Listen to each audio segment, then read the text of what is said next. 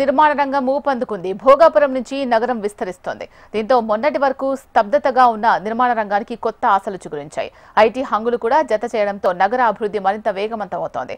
ముఖ్యంగా విశాఖకు Google, Adani, Infosys, TCS లాంటి ఐటీ హబ్లు వస్తున్నాయి. వాటితో పాటు భోగాపురం ఎయిర్పోర్ట్ నిర్మాణం వేగవంతంగా కొనసాగుతోంది. అతి కొద్ది రోజుల్లోనే అక్కడ ఆపరేషన్స్ ప్రారంభం కాబోతున్నాయి. దీంతో నగరం కాస్త విస్తరిస్తోంది.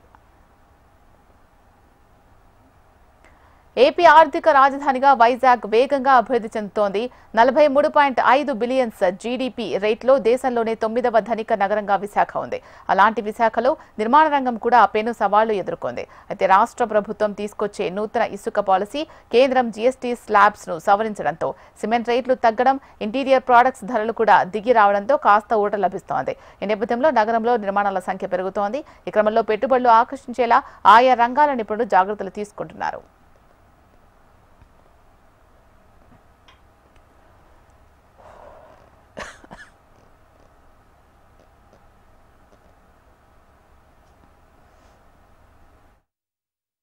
భోగాపురం ఎయిర్పోర్ట్ జూన్ 2026 కల్లా ఆపరేషనల్ తీసుకొస్తారని చెప్పి స్టేట్ గవర్నమెంట్ అనౌన్స్ చేసిందండి.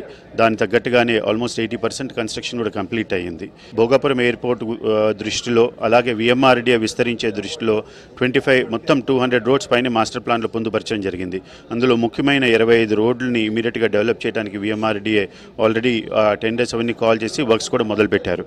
వీటి వల్ల ఈ హౌసింగ్ ప్రాజెక్ట్స్ అన్నీ కూడా ఇప్పుడు కంజెస్టెడ్గా ఉన్న కొన్ని ఏరియాస్లోనే కాకుండా ఇంకా అవి స్ప్రెడ్ అయ్యి ఆనందపురం దాకా, పరదేశపాలెంలో ఇలాంటి చోట్ల, తగరపల్స్లో ఇలాంటి చోట్ల కూడా చాలా హౌసింగ్ ప్రాజెక్ట్స్ లాంచ్ చేయడం జరిగింది.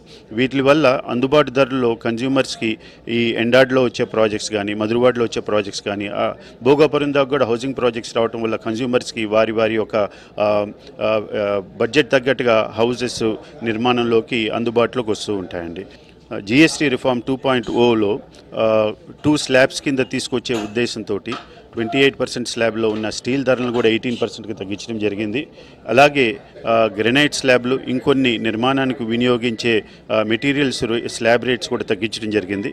వీటి అన్నిటి వల్ల కన్స్ట్రక్షన్ కాస్ట్ సుమారుగా 3 to 5% డైరెక్ట్గా కాస్ట్ సేవ్ అవుతుందండి. వాటితో పాటు ప్రజెంట్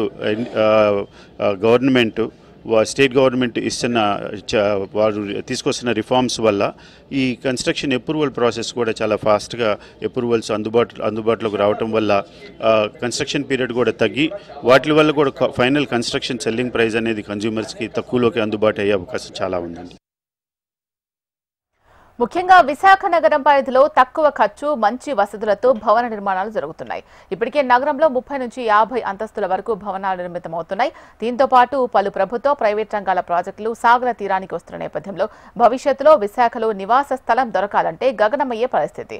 దీంతో ఇప్పటి నుంచే పెట్టుబడులు పెట్టి ప్రాపర్టీ కొనుగోలుకు వినియోగదారులు ఆసక్తి చూపిస్తున్నారు. దీంతో రానున్న రోజుల్లో ఎకో ఫ్రెండ్లీ నిర్మాణాలు, ఇంటీరియర్స్ పై నిర్మాణ రంగం నిపుణులు ఫోకస్ చేస్తున్నారు. ఇప్పటికే నగరంలో ఇలాంటి అంశాలపై అవగాహన కల్పించేందుకు ప్రాపర్టీ షోలు కూడా ఏర్పాటు చేస్తున్నారు. దీంతో రానున్న రోజుల్లో విశాఖ వేగంగా విస్తరించనుంది. రీసెంట్గా మనకి జీఎస్టీ రిఫార్మ్స్ కానీ, లేకపోతే మన ఎంఏడీలో వచ్చిన రిఫార్మ్స్ కానీ, మన ఆంధ్రప్రదేశ్లో ఎంఏడీలో వచ్చిన రిఫార్మ్స్ కానీ ఈ యొక్క నిర్మాణ రంగానికి ఒక బూస్టప్లా పనిచేస్తాయండి. ఎందుకంటే ప్రజల యొక్క కొనుగోలు శక్తి పెరగాలంటే ధరలు తగ్గాలి. దాంట్లో భాగంగా ఈ జీఎస్టీ రిఫార్మ్స్లో వచ్చిన దాన్ని ఇండైరెక్ట్గా కానీ డైరెక్ట్గా కానీ మా రంగం మీద 5% ఇంపాక్ట్ అయితే ఉందండి. అలాగే మన గౌరవనీయులు ముఖ్యమంత్రి గారు నారా చంద్రబాబు నాయుడు గారి ఆధ్వర్యంలో ఎంఏడీ మినిస్టర్ గారు నారాయణ గారు ఆయన తీసుకొచ్చిన ఎంఏడీ రిఫార్మ్స్ అనేది తక్కువ స్పేస్లో మోర్ ఈల్డింగ్ వచ్చే విధంగా ఉండడం వల్ల మనకి ఏదైతే ఇదివరకు ఒక ల్యాండ్ కాస్ట్ మీద మనకు వచ్చే అవుట్పుట్ తక్కువ ఉండేది, ఈ యొక్క రిఫార్మ్స్ వల్ల కొంచెం అవుట్పుట్ ఎక్కువ రావడం వల్ల ఏంటంటే ఎండ్ యూజర్కి ఈ యొక్క రిఫార్మ్స్ వల్ల కూడా చాలా ఎక్కువ, అది ఇంచుమించుగా ఒక 5 to 10% అనేది ఇంపాక్ట్ ఆ రిఫార్మ్స్ వల్ల వస్తున్నాయి. ఓవరాల్గా ఏంటంటే మన ఆంధ్రప్రదేశ్ వరకు చెప్పాలంటే మీకు ఒక 15 to 20% వరకు రేట్లు తగ్గే అవకాశం ఉంది. ఎందుకంటే గవర్నమెంట్ తీసుకున్న జీవో వల్ల అవుట్పుట్ ఎక్కువ వస్తుంది మాకు. అలాగే ఈ రిఫార్మ్స్ వల్ల మన రేట్లు కూడా తగ్గినాయి కాబట్టి చాలా కాంపోనెంట్ కదా మన విశాఖపట్నం, మన ఆంధ్రప్రదేశ్ వరకు దీని యొక్క ఇంపాక్ట్ చాలా ఎక్కువగా ఉంటుంది. ఎస్పెషల్లీ విశాఖపట్నంలో అయితే మనకు ఈ యొక్క కొత్త ఇండస్ట్రీస్ కానీ, కొత్త ఐటీ ఇండస్ట్రీస్ కానీ మనకి విశాఖపట్నంలో చాలా వరకు అవి ల్యాండ్ అవుతున్నాయి. అవి ఎప్పుడైతే వర్కింగ్లో వచ్చేటప్పటికి మనకి మేజర్గా ఎంప్లాయ్మెంట్ అనేది ఎప్పుడైతే పెరిగిందో మనకి ఆటోమేటిక్గా డిమాండ్ కూడా పెరుగుతుంది. డిమాండ్ పెరిగినప్పుడు ప్రజల యొక్క కొనుగోలు శక్తి కూడా పెరుగుతుంది. కాబట్టి అద్భుతంగా ఉండబోతుంది మన నిర్మాణ రంగం అని చెప్పేసి మీ ద్వారా ప్రజలకు తెలియజేసుకుంటానండి.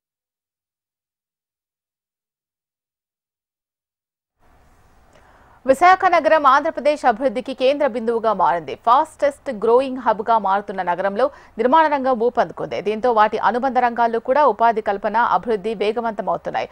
భోగాపురంలో అంతర్జాతీయ విమానాశ్రయం నిర్మాణం వేగంగా సాగుతూ ఉండడం నగరానికి మరింత ప్రాధాన్యత తీసుకొచ్చింది.